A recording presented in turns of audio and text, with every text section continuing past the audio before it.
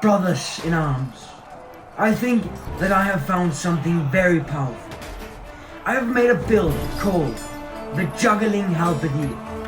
And in this build, I'm gonna show you how you can absolutely abuse the new Weapon Master features. So now that introductions have been made, I will hand over the stick of speaking to the one and only John Buildmaker. Thank you. My name is John Buildmaker. We're gonna make a D&D build. Part 1, the Fundament. So, starting off, we have the stats. So we're of course going to prioritize strength and con, and we're gonna bump up strength to 18. The rest of the stats don't really matter, but if you want good initiative, then go for Dex. Then for the background, we are going to choose a custom background. And in this background, we're going to choose the origin feat, Luck. For the race, we are choosing Human. You guessed it, to get the tough origin feat. So now we can get to the fun part, the build. So, for the first level, you're of course taking Fighter. And you're going to pick up the best armor possible.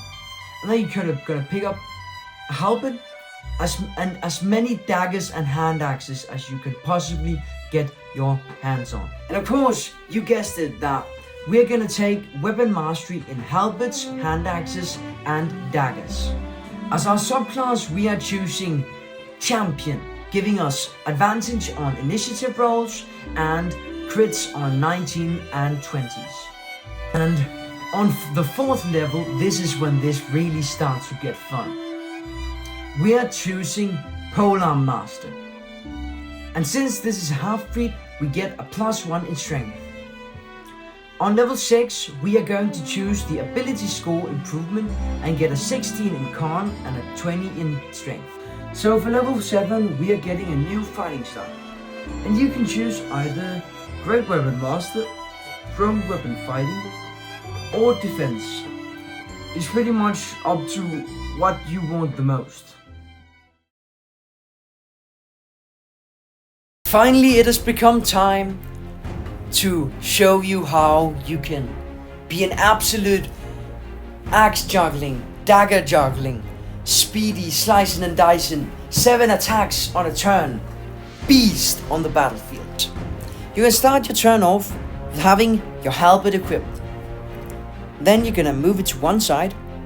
The reason why you can do this is that two-handed weapons only need you to use 2 hands on them while you are attacking. Then we're gonna, as a free action, draw our hand axe. After this, we're gonna take the attack action and throw it at this guy. We're gonna hit this, and if we don't, we're gonna use Luck, Heroic Inspiration, and Second Wind to make sure that we hit this roll, because this is really important. And we're probably going to hit this roll because advantage with +8 and a +1 d10 is probably going to hit this creature. We're going to use Vex, giving us advantage on any other attacks we make on this creature. Then we're going to draw a dagger. Because of the Nick feature, we can attack with it immediately after we attack with a light weapon. So we're gonna throw a dagger and an axe at this guy. And the dagger is with advantage, which means we have a 19% chance of critting it. So that's already with 1 attack done. That's 2d4 + 10. And the reason why we could draw a dagger is that as part of the attack action, you get to draw or stow 1 weapon. Then we're gonna move our halberd to both our hands. Now we're gonna move up within 10 feet of this guy, attack him once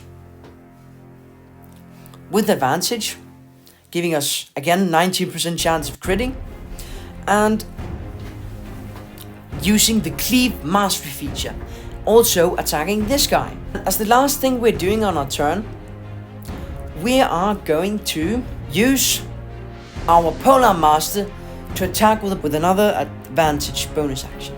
And then the rest of our movement speed, we're just going to move away, because we're not within the reach of any of these creatures. So now let's say that they move after us. but we have moved like over here, which means that only this guy can get to us. So he'll move over, we will let him attack us, and then this guy will move over, we will not let him attack us, we will use our reaction to attack this guy, and then use a cleave on this guy. And if any of those were crits, we can use Remarkable Athlete to move half our movement speed without provoking opportunity attacks. So this is where the build really gets fun, because in total we get one attack with the halberd, one attack with a bonus action halberd, one attack with a cleave, one attack with a dagger, one attack with a hand axe, and as our reaction we use a halberd and cleave. So that's 7 attacks. Let us say that all of those attacks were crits. That's 105 feet of movement. We can move 105 feet by critting 7 times. So when you crit, you can just move away. Oh yeah, and if you crit on one of those reaction attacks, then you can just move away from the enemy. And then of course, if we didn't get any crits on these first 5 attacks, we could just use an action surge to attack 2 times extra with a halberd. So that's 7 attacks on our main turn, and then as a reaction, we can, if 2 creatures approach our range, that is 9 attacks in total. That is absolutely bonkers. Oh yeah, and if you're caught in a bad situation, you can just use Second Wind and move half your movement speed without provoking opportunity attacks.